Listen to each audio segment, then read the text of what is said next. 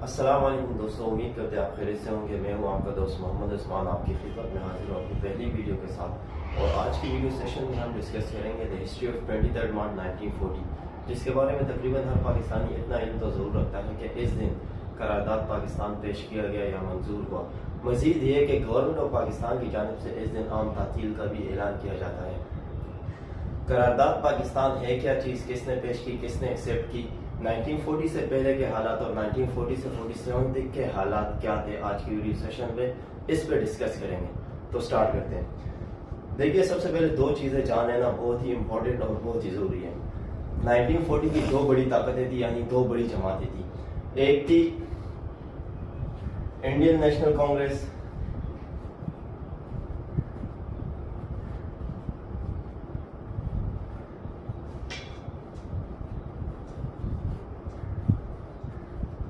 और दूसरी जमात थी मुस्लिम लीग।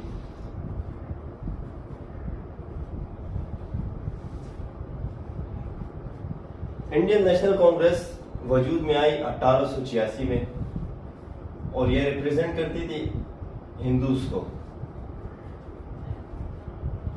और मुस्लिम लीग वजूद में आई तकरीबन 1905 और ये रिप्रेजेंट करती थी मुस्लिम्स को। 1905 से लेके 1937 तक मुस्लिम लीग स्टार्टिंग से ही इनका एक ही मोटिव था, एक ही स्लोगन था कि मुसलमानों को उनके बुनियादी हुकूक दिए जाए, मुसलमानों को उनके मजहबी इबादत खानों में, मजहबी एक्टिविटीज़ में इन्वॉल्व होने पे कोई पाबंदी ना हो। और उस टाइम का जो सबसे बड़ा मसला जो आज तक चलता हुआ आ रहा है हिंदुस्तान में, वो ये था कि मुसलमान गाय की कुर्बानी को आज़ादाना तौर पर जो है ना नहीं कर सकते थे। वहाँ पर इस चीज़ पर बड़ी पाबंदी थी और सख्त रवैये इख्तियार किए जाते थे। बहरहाल मुस्लिम लीग ने मुसलमानों को बहुत सपोर्ट किया उस टाइम और आखिर तक। लेकिन यहाँ पे एक इशू ये था कि बरसगीर के जो मुसलमान थे वो मुस्लिम लीग को कोई खातिर ख्वाह सपोर्ट नहीं करते थे। और ये कहानी थी तकरीबन 1937 तक मुस्लिम लीग अपनी एफर्ट दिखाती रही। 1937 तक ये जो पाकिस्तान का लफ्ज है, मुल्क है पाकिस्तान, ये पाकिस्तान का लफ्ज पहली दफा अगर किसी के मुंह से निकला तो वो ऑक्सफोर्ड यूनिवर्सिटी के स्टूडेंट थे, इनका नाम था चौधरी रहमत अली।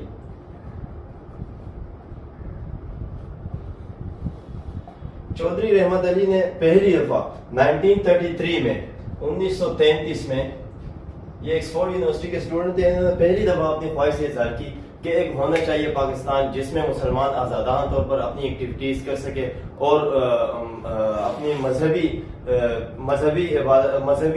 एक्टिविटीज़ में जो है ना पार्टिसिपेट कर सके आज़ादाना तौर पर। बहरहाल वो 1933 की बात थी, पाकिस्तान का लफ्ज़ उनके मुंह से निकला। लेकिन 1937 को हुआ कुछ यूं कि इलेक्शन हुए।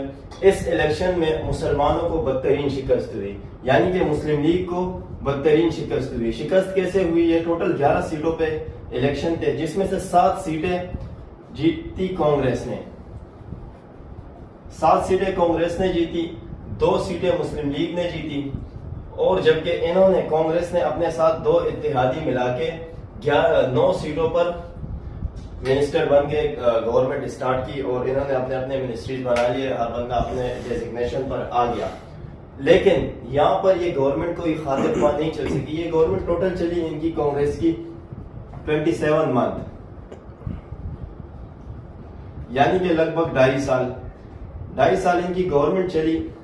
और फिर इन्होंने अपने जो है ना ये सारे मिनिस्ट्रीज जो थे इन्होंने फिर रिजाइन कर दिए। वो रिजाइन क्यों करे? अपने अपने सीटों से मुस्तफी हो गए। उसकी वजह ये थी कि 1939 में, 1939 में, ये 1939 का बेहतरीन इवेंट भी रहा। दूसरे जंग अजीम यानी कि वर्ल्ड वार सेकेंड स्टार्ट हुई। इस दूसरे जंग अजीम में जो सबसे बड़ी इत्तेहाद थे, बड़े इत्तेहादी थे, वो थे बरतानिया। बरतानिया इस जंग का सबसे बड़ा इत्तेहादी था और इन्होंने क्या करा, इन्होंने बरसगीर के जो है ना फौज को भी इस जंग में इन्वॉल्व करा। और ये जंग थी हिटलर के खिलाफ। हिटलर कौन है, इस पर भी एक वीडियो डालेंगे, और ये जंग क्यों लड़ी गई इस पर भी एक वीडियो टाइम मिलता है तो इंशाल्लाह अपलोड करेंगे।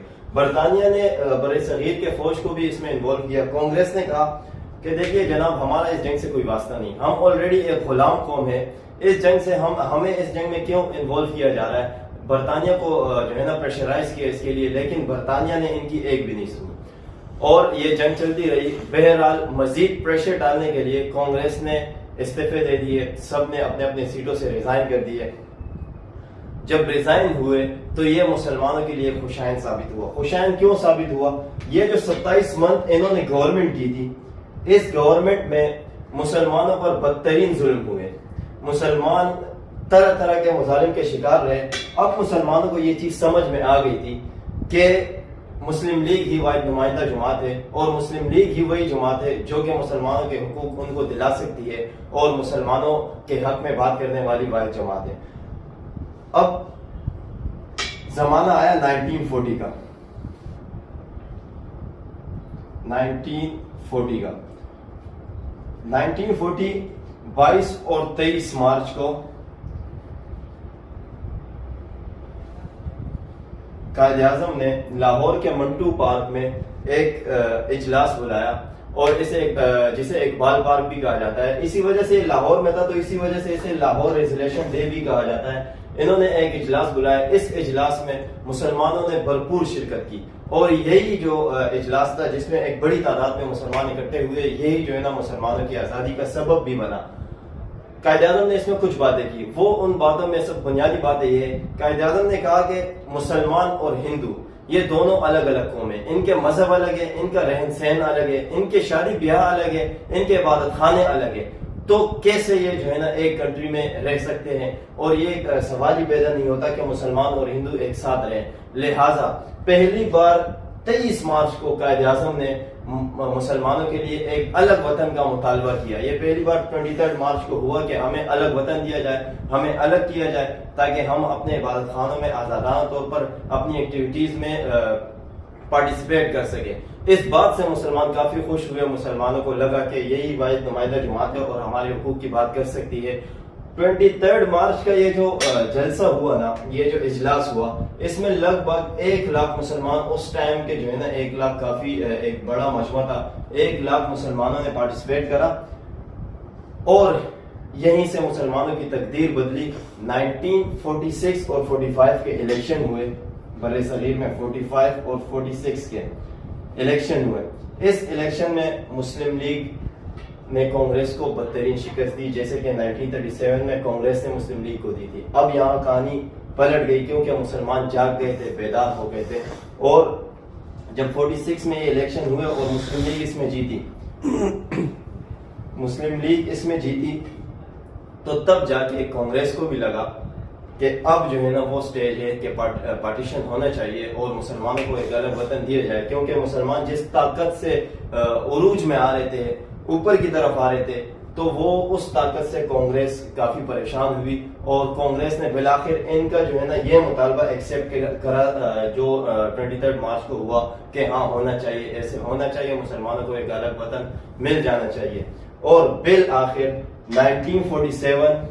14 अगस्त 1947 को, ये तो आप सब जानते हैं कि पाकिस्तान एक आजाद मुल्क बना। यानी कि ये कहानी मुस्लिम लीग ने 1905 से स्टार्ट करी थी और 1937 में इन पे बुरे वक्त आए, लेकिन ये अपने स्ट्रगल करते रहे। 1939 में दूसरी जंग अजीम हुई और 1940 में 23 मार्च का ये जो इजलास मुनक्किद हुआ, इस इजलास में मुसलमानों की एक बड़ी ताकत शामिल हुई। अब यहाँ पे एक चीज ये है, लेसन है हमारे लिए, कि जो करंट हालात मुसलमानों के और पाकिस्तान के स्पेशली चल रहे हैं, तो इससे ये जाहिर होता है कि एक ऐसे इजलास की मुसलमानों की मुत्तहिद होने की एक और जरूरत है जो 23 मार्च को हुआ और उससे पूरा मुल्क एक आजाद किया गया। तो इस तरह के मुसलमानों की एक इत्तेहाद की जरूरत है। जब तक मुसलमान गफलत की नींद सोते रहेंगे, मुसलमान कभी जिंदगी में उरूज पर नहीं आ सकते। अगर पाकिस्तान की हिफाजत चाहिए, पाकिस्तान को तरक्की में देखना चाहते हो, तो आप तमाम दोस्तों से गुजारिश है कि आप मुत्तहिद रहें। मुसलमान जब तक मुत्तहिद नहीं होगा, मुसलमान कुछ नहीं कर सकता। 23 मार्च 1940 का एक इजलास मजीद होना चाहिए ताकि पाकिस्तान इन चोरों से, लुटेरों से अपनी जान छुड़ा सके, और ये हम सब की जिम्मेदारी है। उम्मीद करते हैं आपको हमारी वीडियो पसंद आई होगी। अगर आपको हमारी वीडियो पसंद आई है तो हमारे यूट्यूब चैनल को सब्सक्राइब करें और अपने दोस्तों के साथ भी शेयर करें। इंशाल्लाह मिलते हैं एक अगली वीडियो में, तब तक के लिए अल्लाह हाफिज।